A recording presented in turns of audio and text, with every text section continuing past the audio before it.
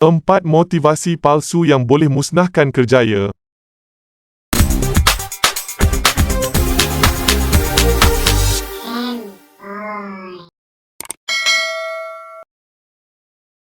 Apabila sudah menceburkan diri dalam dunia pekerjaan, kerjaya yang dimiliki boleh dikatakan adalah segalanya bagi kita. Demi mengejar cita-cita dan impian, kita akan berusaha apa yang terdaya. Setiap peluang dan setiap kesempatan akan digunakan sebaiknya demi menggapai kesempurnaan hidup. Namun, ia adalah lumrah manusia untuk kita melakukan kesilapan dan tidak ada apa yang salah dengan melakukan kesilapan. Yang penting adalah belajar dari kesilapan dan teruskan berusaha. Namun, ada satu perkara yang lebih penting daripada belajar dari kesilapan, iaitu apa yang kita katakan kepada diri sendiri selepas melakukan kesilapan itu. Apa yang dikatakan atau fikirkan di dalam sanubari itu sama ada akan menambahkan impak negatif dalam diri ataupun membantu dalam melangkah ke depan dengan lebih kuat.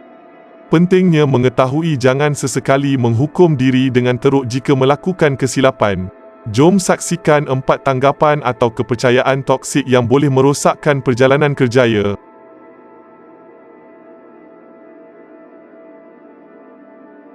Nombor 4. Kesempurnaan bermakna saya akan berjaya. Ini yang paling biasa dipercaya dan ditanam dalam hati kita. Bukan sahaja dalam kerjaya, malah ketika kita di sekolah lagi sudah diterapkan kepercayaan ini hingga ia menghantui kita di alam pekerjaan. Jika di sekolah kita dikatakan dan diramalkan akan berjaya dalam hidup jika mendapat semua A dalam SPM, namun hakikatnya tidak.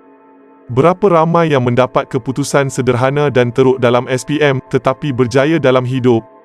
Jangan risau melakukan kesalahan kerana itu memang sifat kita sebagai manusia. Apabila menjadikan kesempurnaan itu sebagai sasaran, kita akan cenderung untuk dihantui oleh kegagalan kerana setiap langkah anda akan berjaga-jaga bagi mengelakkan kesilapan.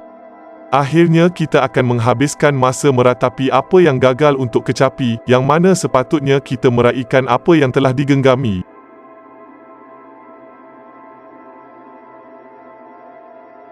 Nombor 3. Takdir aku sudah ditentukan. Ia adalah satu kesilapan besar untuk menyalahkan takdir atas kegagalan. Terlalu ramai yang beranggapan takdir mereka telah ditentukan, tiada apa yang boleh mereka ubah lagi. Sememangnya takdir terletak di dalam tangan kita dan bergantung kepada usaha yang dilakukan. Jadi, ini membuktikan bahawa kita bertanggungjawab ke atas masa depan sendiri.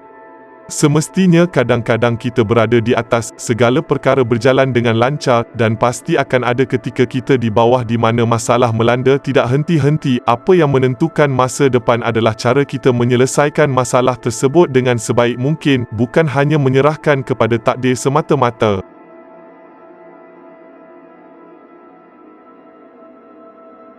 Nombor 2. Aku sudah berjaya jika orang lain menerima aku. Orang tak akan berpuas hati dengan apa sahaja yang kita lakukan. Akan sentiasa ada perkara yang tidak kena jika kita mengambil pendapat orang lain dalam menilai diri sendiri. Tak kisahlah apa pun yang orang fikir dan katakan, apa yang pasti adalah kita tak akan sebaik atau seburuk yang mereka katakan. Hanya kita sahaja boleh menilai kerana tiada siapa melalui hidup kita, melainkan diri sendiri. Memang mustahil untuk hentikan apa yang orang lain katakan. Yang boleh dilakukan adalah ambil yang baik dan endahkan yang buruk.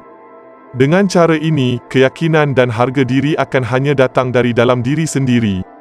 Ia lebih berharga dan bermakna. Ingat, penerimaan orang lain tak menentukan siapa diri kita.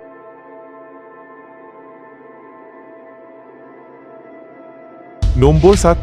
Masa lampau akan sama seperti masa depan.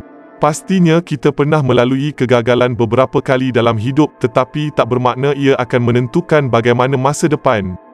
Keyakinan diri akan terhakis akibat kesilapan lalu dan membuatkan sukar untuk mempercayai bahawa kita mampu mencapai kejayaan satu hari nanti. Kebiasaannya, kegagalan yang dialami adalah hasil daripada percubaan kita dalam sesuatu yang berisiko dan sukar untuk digapai. Tetapi, apa yang positifnya adalah kejayaan akan dikecapi jika kita mampu bangkit daripada kegagalan lalu. Mungkin tak tahu bila akan berjaya, tetapi bak kata Jack Ma, jika anda tak putus asa, anda masih ada peluang. Berputus asa adalah kegagalan yang paling besar. Jadi jangan biarkan kegagalan masa lampau menentukan masa depan.